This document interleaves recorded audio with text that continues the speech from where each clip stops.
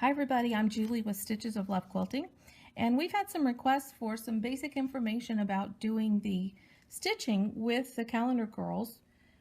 So anyway, I want to tell you a little bit about this. When you get your calendar girl, she comes printed on the Solvay Fabric Sticky, which what that means is it's kind of like a giant sticker on stabilizer and pre-printed with the design. This is a new package here, so you can see she's in there. You get some instructions which are pretty good with the colors. It tells you what type of stitch to use. Basically for this you're going to use a back stitch, a stem stitch, lots of French knots, a running or straight stitch, and some satin stitching. It's all very simple. So what you want to do when you get your design is select your background fabric from whatever you plan to use for your design. This is just for this sample stitching, a piece of muslin, and then you take your Solvay and you simply peel the back off. It's like a giant sticker. Now this goes on by your hands. You do not use an iron. I repeat, do not use an iron on this. So just center your design. Now just pretend this is all cute in the little calendar girl, and you just smooth this down. See? So now it's stuck on here. It's like a nice little stabilizer. Your design is on here. And kind of give your edges a little extra press. What I would suggest from doing my stitching with the calendar girl is I like to stitch with a hoop. So I cannot sit at one time and stitch this whole design, and probably many of you are like me and won't do that as well. So I would stitch for a couple hours and then I would unhoop it and then I would go back to it. But as you're stitching, you're going to kind of bunch it up, the fabric, so the edge of this sticky Solvay will kind of get a little bit of wear on it. What I would suggest you do is just run a little hand basting stitch around the edge of your design, and that will keep that on there nice and neat. It really wasn't too much of a problem, but I like things to be neat, so it kind of annoyed me, and it might bother you a little if it kind of raises up. So what you'll do is, of course, hoop it if you're a hoop girl like me. I was trained on a hoop, so that's what I use. Now, I'm using recently just a little cheap little hoop, embroidery hoop that you can get for $2 at the big box stores. $2 or $3, I don't know. It doesn't matter. Use whatever kind of hoop you like. And you want to put it in your hoop and get it fairly snug, not drum tight, but you know, nice. And if you're using the sulky thread, you will find it very simple. You just tear off, or excuse me, not tear off, extend a length of thread about 18 inches and then put a nice little knot in your end. I like to do a quilter's knot. For those of you who don't know how to make that knot, it's the super easiest knot. Just lay your piece of thread, well, let me just cut this knot off and I'll show you. Lay the end of your thread on your finger, take your needle, place it perpendicular to your thread. I just kind of give it a little hold with my thumb, wrap it around 2 or 3 times. I'm usually a 2 or 3 girl, and then just slide it through. Hold, you know, keep holding it, pull your thread through, and you end up with the nicest little tiny knot. And then I like to cut the little tail close. I've had no issues with these knots. Love them. Okay, the needles that I like to use are the tulip needles. This one here today I'm using is a size 24 chenille needle. It is pointed and sharp tip. You want a sharp tip to go through cotton fabrics. And you also want to make sure that the eye of your needle is easy to thread. This thread being 12 weight is a little bit thicker than some of the weights that we use, like with sewing. A 50 weight is thin. The way I was taught as a child, and I think some people still do this, I don't know. It's hard to find a lot of information online about what size needle to use with what threads. But if you think about it, your thread will be passing through the fabric, so you want that to be pretty simple. But you need to make sure that both thicknesses of the thread go through. So if you hold your two thicknesses together and you see the shaft of your needle is about the same size as your thread. If it was thicker, like if you used like a crewel thread, or like a yarn almost, it would never work with this needle. Your thread would shred. because it would get too much wear in the eye of the needle. Anyway, that's my needle and thread size tip. This is a chenille 24. We have embroidery needles here and the chenille needles and tulip needles. You just check out the website. Okay, so the first thing I'm going to show you is a back stitch. Super simple. And the calendar girls use these stitches: a back stitch, stem stitch, French knot, straight stitch, and satin stitch. You'll see how simple all this is. So you want to come up at the end, pull your needle through, and then go down.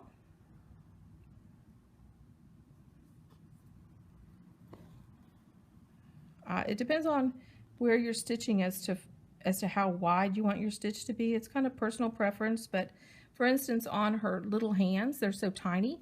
So I took tiny stitches. The tinier your stitch, the smoother your line's going to be. If you're going around a circle and you take 3 stitches, you're going to get more of a hexagon, you know? So then what you do is you come back in. This is a back stitch, means you're going back. You come right at the end of that previous stitch. Down, up again, back through, right at the end. And that one looks a little crooked, doesn't it? So just kind of eyeball it. I don't have my bifocals on, which would help me. See, I'm getting a little bit smaller. So you can make your stitches any length that you want them to be. And probably, I try to stay about 1/8 of an inch long. So then it goes through. Like that, okay? Now, on your design, you know, you want to follow the lines. As you can see from my calendar girl, you don't see any of the lines. Of course, I washed them all away, but that's another story. That's for the end. So now we're going to do the next stitch, which is the stem stitch. Now you'll see, wasn't that back stitch easy? Oh my goodness. So now we're making another knot. Oops.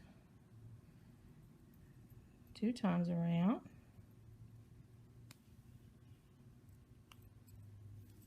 So what you want to do, and this only place you use the stem stitch on the calendar girl is on her long strand where she's holding this pom-pom snowflake cutesy thing, whatever that is. Okay, so come up at your end, and you're going to be so surprised how simple this is. Come down again, about 1/8 of an inch away, and then instead of coming up at the end again, just come up. I try to come up about halfway between. Can you see the needles about in halfway between the size of that? And I'm coming on the bottom, and then come down again about 1/8 of an inch away, and then come up again at the bottom. You don't want to pierce your thread. If you pierce your thread, that's called another stitch, but that's for another day. We're just going to stick with the ones for today. Boy, do I wish I had my bifocals. And a little bit more light. Light is a good thing if you're over 40. That's what I think anyway. When I was a little girl, my mother and my grandmother too, I remember them saying, "Don't you want more light?" if we were reading or something. And we were like, "No, we're fine." And I always wondered what was wrong with them. Why did they want us to have more light? Well, boy, did I find out. It really makes a difference. See, so you go down. So to me, this stitch always looks a little more like rope-ish looking. So check this out. See on the little strand there, it's a little bit different than the back stitch. Okay, so that's that stitch. Now we will have French knot. I will tell you, when I was younger, a little girl, I guess as a little girl, my grandmother and my mother made us learn how to embroider. Probably lots of you learned as a child too. And I never enjoyed French knots. And I'll have to say they were a little more difficult with the multi-stranded thread. Now here's a dot. What you want to do with a French knot, super simple. Come up in the bottom, from the bottom with your needle, and then I hold the thread to the side, place your needle, and you can go around it 2 times, 3 times, as many times as you wrap it, your needle or your thread around your needle. That's going to depend on how large your French knot turns out to be. And then you want to place your needle close to where you started. And I always hold it like this, and then pull the thread through. You have this cute little knot. Now you will see on this girl, you're going to be making a whole bunch of French knots. And you just kind of bunch them up in there. It's, you know, just do them close however you want. So here's another spot. We're going to watch this again. I'm going to come up from the bottom. Hold the thread with your fingers. 1, 2, 3. I just found that I like to do 3 wraps with this 12-weight thread. I hold that again like that. Move my hand to the back. Pull the needle through. And there's a knot. Easy peasy. I don't know why, when I was younger, I thought that was not fun, but I did. Did not enjoy it. You can hold it on top if you want, 3 times. Poke your needle in close again. And pull it through. Okay? That was easy, wasn't it? Snip this off. Actually, I probably should show you how I knot it on the back, but that's really easy. You just make a knot.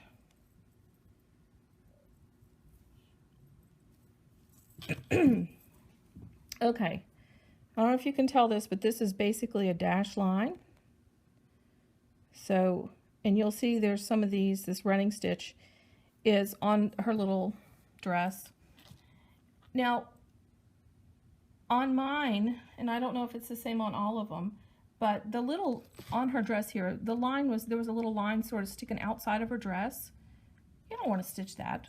It's just a little misprint or something happened. And it may not even be on all of them. But when you get finished with your stitching, you place this in lukewarm water, and this solvy stuff just disappears.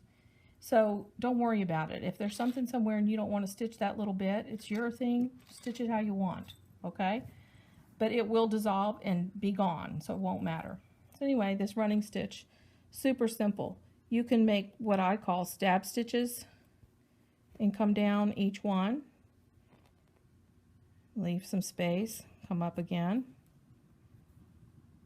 down. See? And keep going like that. Some people like to do it with, and I can't do it from this direction. They'll actually load the needle, so to speak.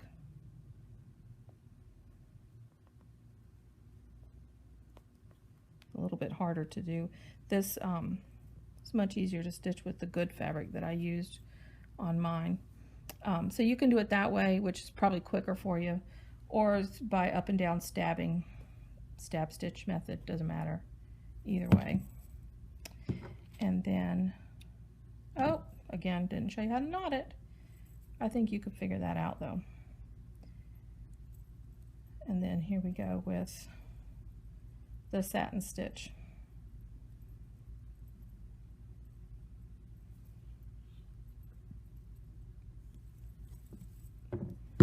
Satin stitch is filling it in, and you can see I use that here on her little socks. The socks are actually drawn with straight vertical lines, but whoever stitched the sample stitched it as a satin stitch, so I stitched mine that way too because I thought it was cute. You'll also notice, well, let me finish doing the satin stitch. Satin stitch, basically you are just filling this in, so you want to make a stitch and then come down opposite, and then your next stitch is going to be super close to that one. and then come down close again.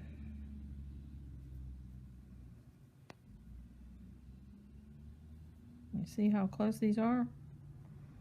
You want your needle just like a needle's width away from where your previous stitch was. Come down. Just go a little bit further out. See? And your stitches will fill in very easily like these. Now, some more things to think about with this little girl. These are just tips from my experience. What I would suggest you do is save your French knots for last if you're using a hoop. Because when you hoop it, if you move it around, like say you do your French knots first on her dress and then you decide to do the lettering, you're going to be squishing your French knots. I don't want my French knots squished, so I don't know about you, but I like mine to be nice and fluffy little fat French knots. Now this also, you can see here, this is drawn with some little loopy things sticking out. Maybe this is her little fascinator on her head I'm talking about. They could have been leaves maybe, I don't know, but I did not want mine to be this light green if they were leaves. So I did what the sample was and just filled that in with more of this packing stitch. Now this is not a satin stitch. These are just packed back stitches. And what you and same with this, except it's done in a circular motion. See how it just goes around? And basically you just want to fill this in. So for instance, on this at the top here, just do, like I outlined the edge, and then I went back in and kind of if I did a 1/4 inch, let me just show you on this part up here. So you've got a straight line there, then I would start the next row like halfway in between. I'm running out here. Don't ever travel like this far. See, and just come in like this and just pack them in close. It's kind of like a satin stitch in a way, but they're irregularly spaced, if that makes sense. See? It's quite simple once you get going there. Just pack the little guys in and you will see it fills up pretty quickly. All right, now I'll show you. Don't travel like this, you'll be sorry, because you'll have like a line of purple thread going across or whatever. Always cut when you finish your little edge. This is how I do my knots. I just give it a hold. I pull my needle through and I just put my finger down there, pull it through, and you can't even really see where it is. And you can do that twice. I guess it depends on what your application, how you plan on using your little girl later when you're finished with them. If you're putting it in a quilt, you're having these little knots, which you can feel, is not going to be a problem because it's going to be with batting behind and it's not really going to cause any problem with depth or dimension. If you were mounting this on something to be framed, you might want to be a little bit more careful on how thick you make your finishing knots on the back because you could end up with some bumps. But you know, you're going to have the dimension from the stitching anyway. So just a slight consideration if you want to be real technical about that. So don't judge this one too carefully because it is all wrinkled. I quickly erased the solvay, got the solvay out of it by wetting it in the water, but it hasn't really been pressed. It's just been laid out to air dry. And I think it has a few little darkness here, so I want to rinse it again before I press it.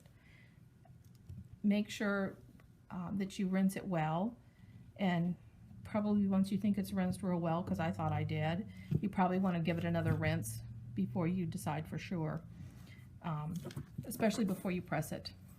But I think she's stinking cute. I've seen the next few months and they are just as cute as these. So I hope that this little mini tutorial will help those of you that are new to stitching. If anybody has any questions at all, please feel free to send us an email. You can email me at julie@stitchesoflovequilting.com, or you can give us a call at the office if you need to.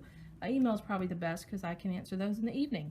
All right, thank you and happy stitching.